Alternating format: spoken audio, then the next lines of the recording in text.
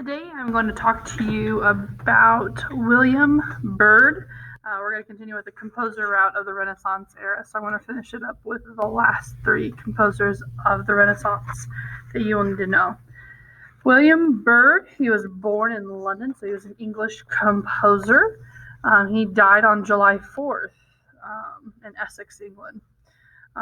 So he was during the Shakespeare time, was real popular around that time. He is best known for his development for the English madrigal. Now, the difference between them both, English was set more to, instead of about like beauty and art and stuff like that, it was more just about everyday life that was happening and going on. He played an extremely important role pioneering the development of the freely composed fantasia. Now, what's a fantasia? That's not the Disney movie that we're talking about with Mickey Mouse and he's throwing up his arms and doing things to music. A fantasia is also called fantasy or fancy. Is free of any form structure and is an inspiration, usually written for an instrument solo. So soloist meaning one instrument, usually used in fugal compositions, which you will learn more about that during the Baroque era. So here is a piece from William Byrd called Roland, which was played on a virginal. So if you see right down here in the bottom right, you'll see a picture of that. It's almost like a harpsichord. So organ type is like a portable organ, harpsichord, and you'll get to hear that here.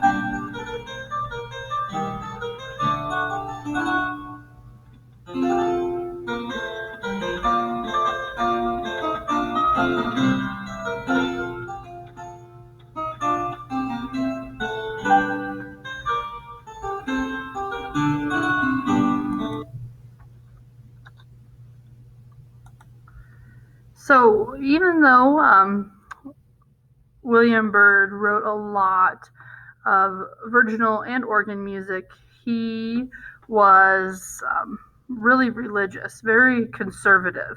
So most of his church music now is survived only through manuscripts, which manuscripts are just like what you would see, like scrolled up music. It's not really written in a book or printed, so it's really handwritten music, as a lot of his is still survived to this day. And so, even though he did write secular, he just pretty conservative guy. So he really enjoyed his church music. Okay. And the next composer that I'm going to talk about is Giovanni Gabrieli. They were not really sure what year Giovanni Gabrieli was born, but they say it was somewhere around 1556 in Italy, and he died in Italy in 1612. He was a composer, he was an organist, and a teacher, and is mostly known for his sacred music, including choral and instrumental motets and liturgy. Liturgy is like church music. After his uncle's death, which that's who he was interning for. See, back in the days, you had to intern your trade. And so since he was a composer and organist, he was with his uncle, who was also a composer and organist. He took over composing ceremonial music. So ceremonial music was used in royalty for certain ceremonies in the church, certain ceremonies in the royal family, those kinds of things. One of his principal publications was two Sacra Symphonias, which mostly contains instrumental music, which you don't hear much about in this time until now, that just being strictly instrumental. Usually it's vocal accompanied by instruments. He started writing music that specified what instruments were supposed to be played. Remember, it was up to the director, but now Byrd was like, this is what I want. And which choirs should have the soloist and full choir, which is a new approach to the creation of the musical color, and orchestration started forming. Another one of his most famous pieces was Sonata Piano e Forte for 7 instruments. The directions on when for the 7 instruments on the directions on when to play loud and soft. So this is really where you hear dynamics. So first we're going to listen to the Sacra Sinfonia, which is just mostly instrumental music.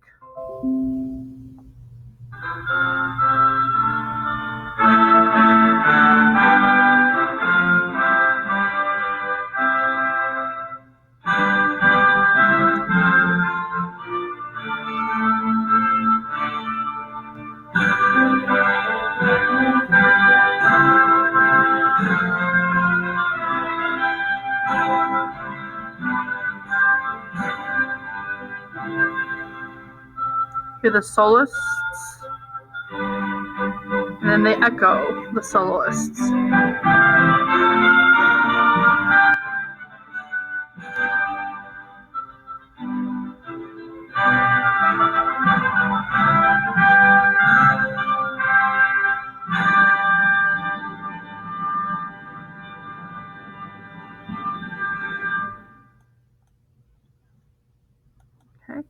Now we're going to move on to the Sonata Piano e Forte. This is that shows the dynamics, where dynamics started to be written in music. Remember, we talked about that being one of the interpretations that they started adding in music. So this is the Sonata Piano e Forte.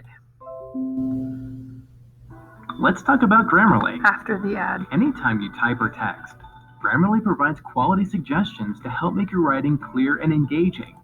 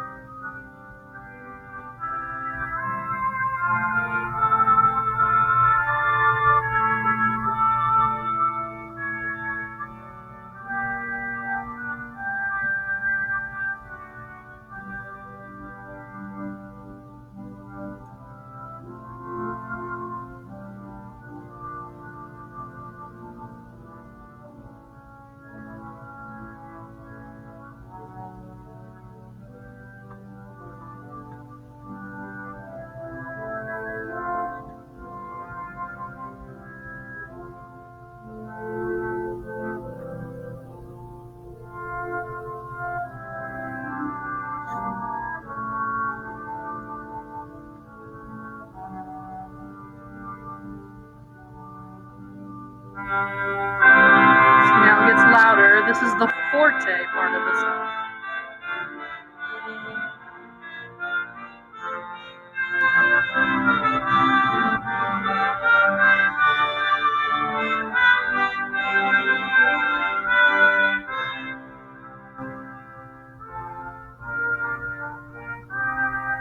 Now it's back to piano.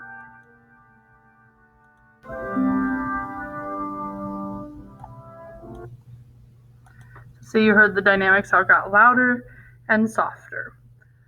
So Gabrieli died in 1612, and it moved on to one of the most famous composers probably of this time, which is Monteverdi. Monteverdi was born in 1567 in Italy, and he died in 1643. He was the late Renaissance composer, so he was a little late to the game, but nonetheless, he was one of the most influential ones. He was mostly known as the developer of the genre opera.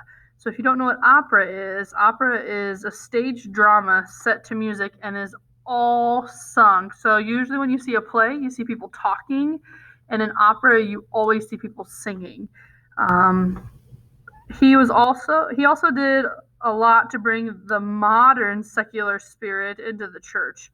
So Orfeo finally established him as a composer because people saw that he could compose on a much larger scale rather than small works, which he had been writing for churches and all the stuff. So modern secular church music, meaning instead of your traditional, one singer and one singer, two singers.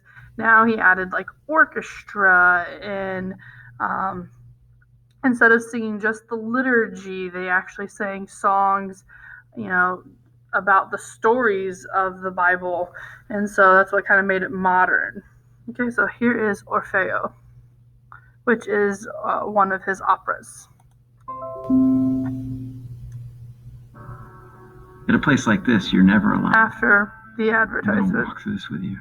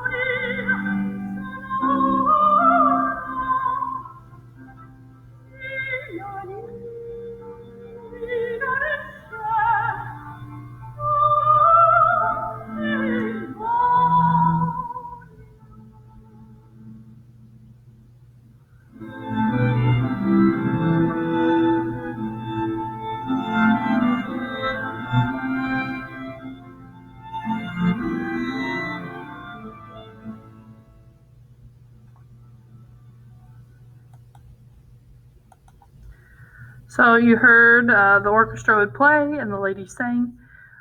So that is pretty much what opera is all singing, no acting, no talking. Everything is sang. The story, sang, everything. That is it for composers. Please look for the worksheet after this and use this video to answer the questions.